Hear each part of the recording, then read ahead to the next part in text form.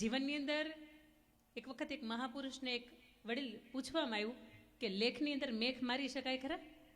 જીવનની અંદર જે ભગવાને લેખ લખ્યા હોય તમારા મારા, એને બદલી શકાય? એટલે એક સદગુરુ એવું કીધું કે હા, બદલી શકાય. અરે શક્ય જ નથી. દશરથ જેવા દશરથ હતા, જેને આંગણે રામ હતા, તેમ છતાંય તે મૃત્યુ તો પુત્રને વિહોણું થયું હતું. લેખ હોય ને એ લખાઈ ગયા પછી એમાં મેઘ ન મારી શકાય, એને બદલી ન શકાય. તો કે નહીં, બદલી શકાય. તમે સાંભળો, 3 વાતનો જો સમન્વય થાય તો તમારા લેખની અંદર મેઘ મારી શકાય. વાત નંબર 1 કે જીવનની અંદર કોઈ સાચા સદગુરુનો સંગ થઈ જાય. જીવનની અંદર આ માયા મૂડી જેટલી પણ લોભ લાલચ જેટલું પણ છે ને, બધું મુકાઈ જાય અને અંદરથી તમને ઓળખ થઈ જાય, હું કોણ છું અને મારું આ દુનિયામાં આવ્યા પછીનું કામ શું છે. કોઈ સાચા સદગુરુનો જો તમને સંગ થઈ જાય ને, તો સાહેબ ભવસાગર તરી જવાય. તો તમારા જીવનની અંદર તમે લખ્યો હોય ને, એનો મેઘ મારી શકાય.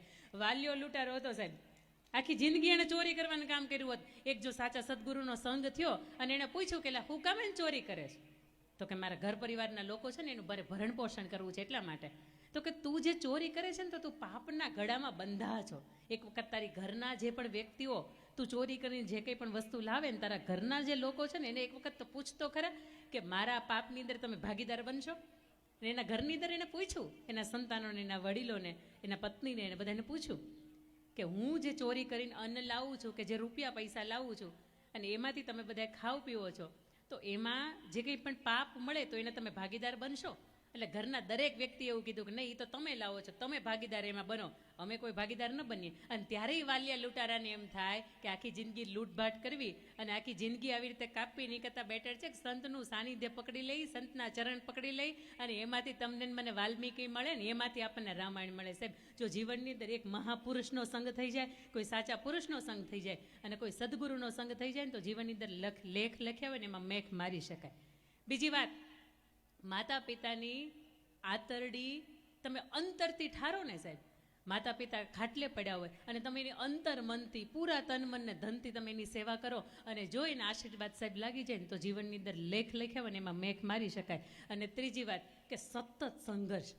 10મા ધોરણની અંદર માત્ર 35, 40, 45 માર્ક માંડ આવ્યા હોય, પણ એ બાળક ભણતું હોય અને ધોરણ 11 ને 12મું એક વખતે માથું ઊંચું ન કરે, એના ચોપડીથી એની શાળાથી એનું ઘર ને ઘરથી વળી પાછી એની ચોપડી, સતત પરિશ્રમ કરે, સતત સંઘર્ષ કરે ને, તો પણ એના જીવનની અંદર લેખની અંદર મેઘ મારી શકે. આ વાતના માધ્યમથી મારે આપને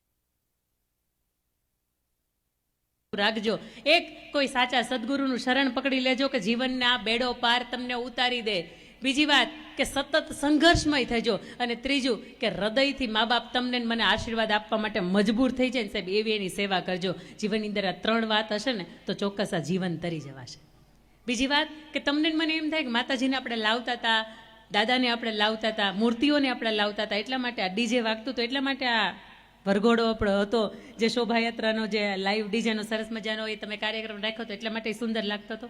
નહીં, એમાં ભગવાધારી સંતોની ઉપસ્થિતિ હતી ને સાહેબ, એટલા માટે સુંદર લાગતો હતો. અને હવે તો ભારતમાં જુઓ, હવે ભગવો લહેરાય. મારું રાજકારણ નથી, પણ હા, આજના દિવસના પરિણામ ઉપરથી કે આ સંતોના સાનિધ્ય ઉપરથી એટલું ચોક્કસ કહી શકાય કે ભગવો રંગ એ તમારી સૂર્યની, તમારી ક્રાંતિનો રંગ છે. અને સૂરજ ઉગે એ કેસરી કલરથી ઉગતો હોય, અને સૂરજ આથમે એ પણ કેસરી કલરથી આથમતો હોય. ત્યાં સૂરજપુરાના આંગણે આ સંતોનું સાનિધ્ય વધારે દેદીપ્યમાન લાગતું. એક બાજુ સૂરજ ઢળતો હોય અને સૂરજપુરાના આંગણે આવા સુંદર મજાના ઉત્સવો પ્રગટતા હોય. આ ઉત્સવ તો તમારા મારા જીવનની અંદર સૌભાગ્ય હોય ને તો પ્રગટે. અંકિતાબેન તો અહીંયા 8 વાગે આવી શકતા હતા, છતાં ઈશ્વરે એને કીધું કે નહીં, જા ને 5:30 વાગે જા ને સુંદર મજાના સંતોનું દર્શન થશે, તને સુંદર મજાના મૂર્તિઓ જે આવતીકાલથી કે 2-3 દિવસના યજ્ઞ હોમ હવન પછી તમારે પ્રગટાવવાની છે, ત્યાં મૂકવાની છે, એના તને દર્શન થશે. અને ઈશ્વરની કૃપાથી આપની સૌની વચ્ચે આવવાનું થાય અને સુંદર મજાના વિચારોને આપની સાથે ગોષ્ઠી કરવાની થાય. તો મારે આમ જોઈએ ને તો મૂળ ઘર પરિવાર વિશે તમારી વચ્ચે વાતો કરવી છે. અને ઘર પરિવારની વાતો કરવી હોય એટલે તમને મેં કહ્યું એમ કે કંટાળો આવે, કારણ કે તમને એમ થાય કે આ તો દીકરીઓની વાતો છે, આ તો મોટા ભાભીને લાગુ પડે છે ને એવી બધી વાતો છે, આ તો બધી બાને જ લાગુ પડે છે. પણ તમને એવું લાગશે કે ના ના, એકાદી વાત તો એવી છે કે જે આપણે જીવનની અંદર ઉતારવાની છે. અને એકાદી વાત ઉતરી જાય ને તો મને એવું લાગે કે નહીં, અહીંયા હું વાવવા માટે આવી છું ને વસૂલ છે.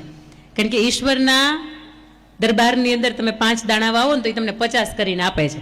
તો હું કણબીની દીકરી છું, ખેડૂતની દીકરી છું, અને આપણા હૃદયની અંદર ફળદ્રુપ જમીન છે, અને એની અંદર 5 સારા વિચારવા આવીશ ને તો ચોક્કસ મને ખાતરી છે કે આજથી 2 વર્ષ 5 વર્ષ પછી અહીંયા આવીશ ને તો જેમ અહીંયા ઘઉંમાંથી 50 ઘઉં મળે, બાજરીમાંથી 50 બાજરીના દાણા મળે, એવી રીતે આ 5 વિચારમાંથી બીજા 50 વિચાર મને અહીંયા જ્યારે પણ આવીશ ને ત્યારે મળશે, આવી ચોક્કસ ખાતરી છે ને એટલા માટે અહીંયા આપની સમક્ષ આવવાનું થયું છે. તમને મજા આવે તો જ પાડજો, ક્યાંય જરૂરી આ ફોર્માલિટી નથી, મને હાલે તો તારે. બીજી વાત મારે તમને મુખ્ય કરવી છે કે જ્યારે માતાજીને તમે તમારા આંગણે નૈવેદ્ય ધરાવતા હોય, માતાજીને તમે તેડા કરતા હોય અને માતાજીને તમે આટલા બધા હરખથી બોલાવતા હોય ને તો તમારું કપાળ છે ને એને ક્યારેય ખાલી નહીં રાખતા. કારણ કે માતાજીની પાસે આપણે આપણો ખોળો હોય ને પાથરીને એનો ચૂડીને ચાંદલો અખંડ રહેશો ને, આવી આપણે લગભગ સવારમાં ઉઠીને ત્યાં સુધીમાં એક વખત આપણે પ્રાર્થના કરતા હોય. અને ખાસ કરીને સ્ત્રીઓ એ એના માટે પ્રાર્થના ન કરે, પણ ખાસ કરીને બહેનો હોય ને એના માટે પ્રાર્થના ન કરતા હોય, પણ આખા પરિવાર માટે કરતા હોય. તો આપ સૌને બહેનોને મારી વિનંતી છે કે આવતીકાલથી માતાજી આવ્યા છે ને તો જેમ એનો શણગાર જેમ સજેલો હોય અને એક સુંદર મજાને લાગતા હોય, તમને એને દર્શન કરવાના મન થાય, તમને એને એક વખત એના પગથી લઈને મસ્તકના મુગટ સુધી તમને એનું જોવાનું મન થાય, તો તમે પણ એવા સજેલા રાખજો, તમારા પણ શૃંગાર એવા રાખજો. કારણ કે ઈશ્વરે તમે શૃંગાર કરી શકો ને એવું જીવન આપ્યું છે. ઘણા બહેનો એવા છે કે એને લાલ કલરની બંગડી પહેરવી છે પણ નથી પહેરાતી, ઘણા બહેનો એવા છે કે એને લાલ કલરનું મસ્તક ઉપર તિલક કરવું છે પણ નથી થતું, ઘણા એવા બહેનો છે કે એને ચૂપ પહેરવી છે, ગળાની અંદર મંગળસૂત્ર પહેરવા છે નથી પહેરાતા. કારણ કે ઈશ્વરની કૃપા એ સમયની ઉપર એની નથી હોતી, તમારી મારી ઉપર છે ને સાહેબ, તો બીજા 50 શું કહે ચાંદલો કરવાથી આપણે કેવા લાગશું? એની કરતાં બેટર છે કે આવતીકાલથી માતાજીને જો તમે તેડા આપ્યા હોય ને તો એક વખત તમારા મસ્તકની અંદર એ ચાંદલો રાખજો.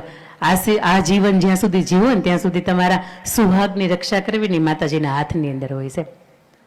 બીજી વાત મારે તમને કરવી છે, પરિવાર ઉત્કર્ષની વાત કરવાની હોય, પ્રેમના ઉત્સવની વાત કરવાની હોય ત્યારે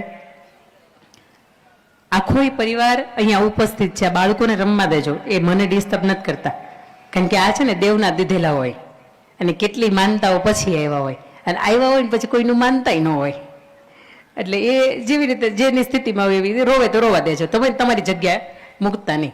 બીજું કે ઊંઘતા નહીં, હો ને, બોલો ને. હા ઊંઘી જાઓ ને તો પછી હું કે છે રેખાબેન, એટલે પછી રેખાબેન એમ થશે કે મારું નામ જાહેરમાં લે ને સારું ન લાગે, એટલે ઊંઘીશ નહીં.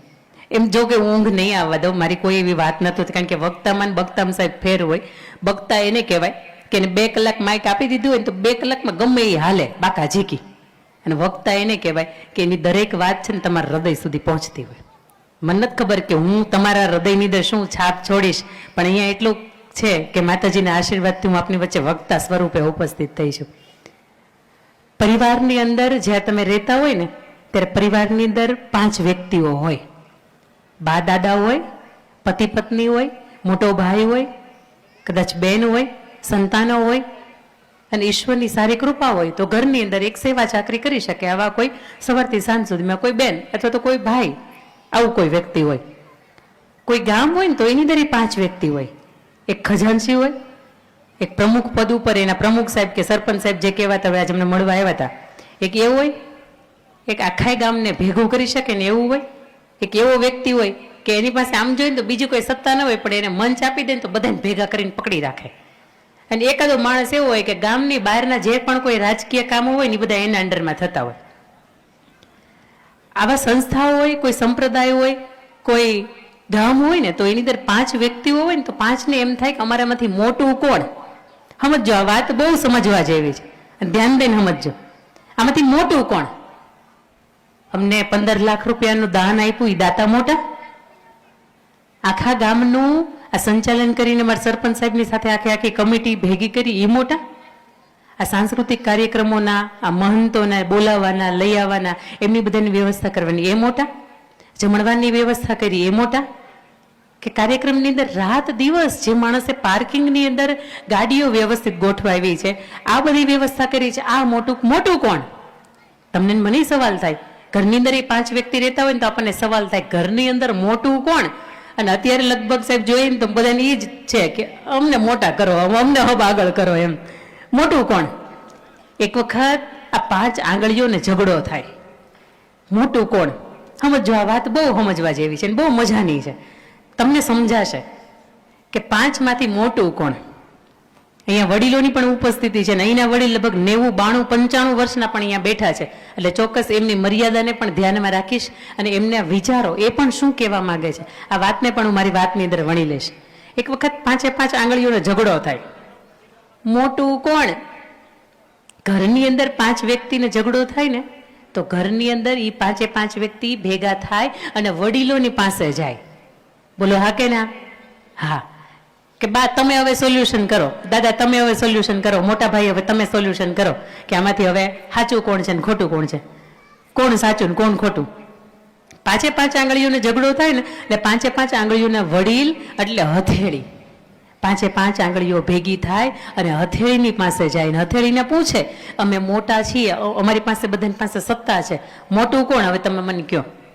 હવે હથેળી એવું કીધું કે 5 તમે મોટા છો, કારણ આપો, કારણ. હવે તમે સમજો કારણ ચાલુ થાય છે. હવે હું નથી બોલતી, હવે મારી આંગળીઓ બોલે છે. અંગૂઠો એવું કારણ આપે છે, સુરજપુરા ગામને આંગણે 2002 ની અંદર એનું તોરણ બંધાયું અને આમ તો આઝાદીની આસપાસથી લોકો રહેવા માટે આવ્યા, પણ આ ગામના નામની સાથે મહંત હતા ને, મહંત હતા ને એમના નામ ઉપરથી આ ગામનું નામ પડ્યું. નાનકડા એવા ખોબા જેવા ગામની અંદર સુંદર મજાનો કાર્યક્રમ અને એ 3 દિવસના ઉત્સવ. આખું ગામ ભેગું થાય, એક આંગણે જમે, એક નેવા હેઠળ, એક તારીખ, એક તિથિ, એક સમય, એક સ્થળ. અમારું ગામ આખું એક સ્થળે ભેગું થતું હોય ને તો ખૂબ મજાની વાત છે. આ અંગૂઠો એવું કહે છે કે હું એમ કહું કે બેસ્ટ ઓફ લક. બહુ મજાનું કામ કર્યું છે, કમિટીને વંદન છે, એવું કામ કર્યું છે. અંગૂઠો એવું કહે છે કે આવી વાત હું કરું ને તો કોઈને શેર લોહી ચડી જાય. અંગૂઠો એવી વાત કરે છે, અરે ભલા માણસ તમારે મૂર્તિ પ્રતિષ્ઠા રાખવી હતી, રાખવી તો શિયાળામાં રખાય, કઈ ઉનાળામાં 42 ડિગ્રી તાપમાનમાં રખાતી હશે. આ અંગૂઠો એવું કહે છે કે હું કોઈકને એમ કહું કે નાના તમે બરોબર કામ નથી કર્યું, તો હું કોઈકને એમ કહું ટાઈ ફિશ, તો અંગૂઠો એવું કહે છે કે હું કોઈકને શેર લોહી ચડાવી શકું આવી તાકાત મારામાં છે.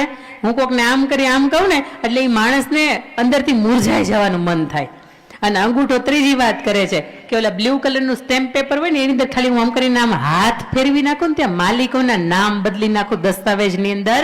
આવી ગજબની તાકાત મારી પાસે છે. અંગૂઠો બોલે છે.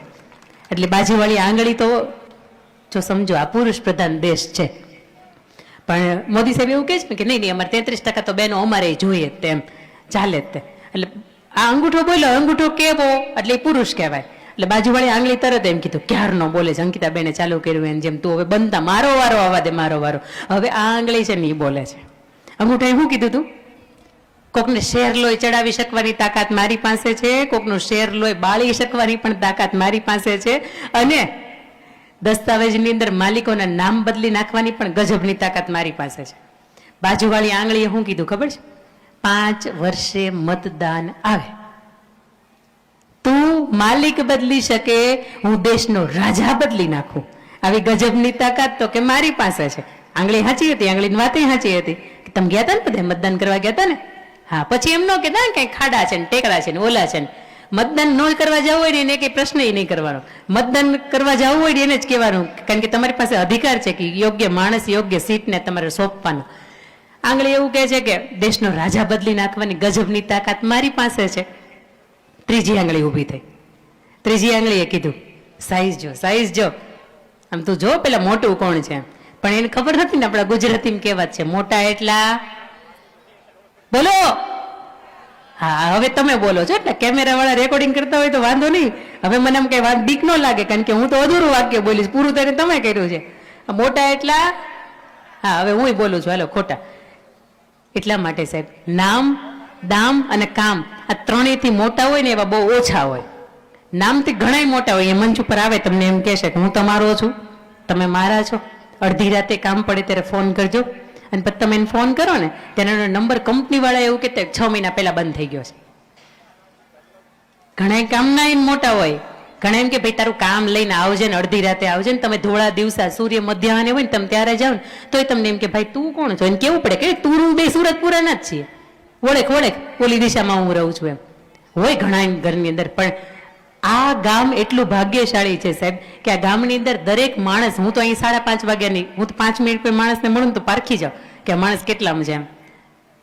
મારી યાર કદાચ અમૂરની બટર પોલિશ કરે ને તો હું ઓળખી જાઉં કે આ માણસ આટલામાં જ છે. પણ અત્યાર સુધીમાં હું આવી 5:30 વાગ્યા લઈને 9, 9:15 વાગ્યા સુધીનો સમય, દરેક વ્યક્તિ એવી મને મળી કે જેના હૃદયની અંદર એક ભાવ છે, મારા ગામ માટે હું કંઈક કરી શકું.